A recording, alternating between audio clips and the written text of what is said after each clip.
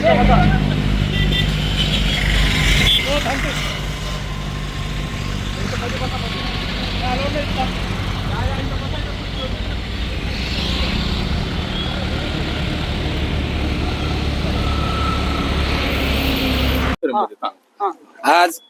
आरोपी विष्णू महादेव चाटे यांना मान्यवर न्यायालयासमोर हजर करण्यात आलं आणि मान्यवर न्यायालयासमोर जी काही रिमांड यादी पोलीस प्रशासनाच्या वतीनं दाखल करण्यात आली, तर त्या रिमांड यादीमध्ये त्यांनी मॅजिस्ट्रेट कस्टडीची मागणी केलेली होती.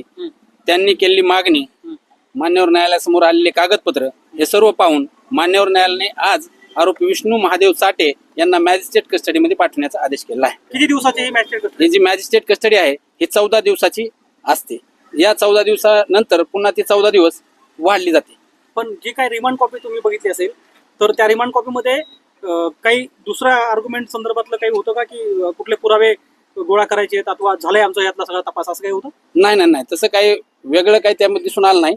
जे काय आहे त्यांचा जे रेग्युलर तपास होता त्या तपासाच्या अनुषंगाने त्यांनी मागच्या 4 दिवसामध्ये जो काही PCR वाढीव दिला होता त्या अनुषंगाने त्यांनी जो काही तपास केला, घर जाऊन ते तपास केला वगैरे, हे मुद्दे त्यांचे लिहिलेले होते आणि हे सर्व मुद्दे मान्यवर न्यायालयानं पाहिल्यानंतर मान्यवर न्यायालयानं त्यांना मॅजिस्ट्रेट कस्टडीमध्ये पाठवण्याचा आदेश केला. आता आरोपीला जामीन मिळण्यासाठी काही प्रोसेस वगैरे करताय तुम्ही? काय प्रक्रिया असणार? नाही, आता आरोपी जामीन मागणीसाठी त्याचा अर्ज मान्यवर न्यायालयात दाखल करण्यासाठी पात्र झालेला आहे, परंतु आम्ही आज तशी कुठलीही प्रक्रिया आमच्याकडून आरोपी विष्णू चाटेच्या हातीत केलेली नाही. ठीक आहे.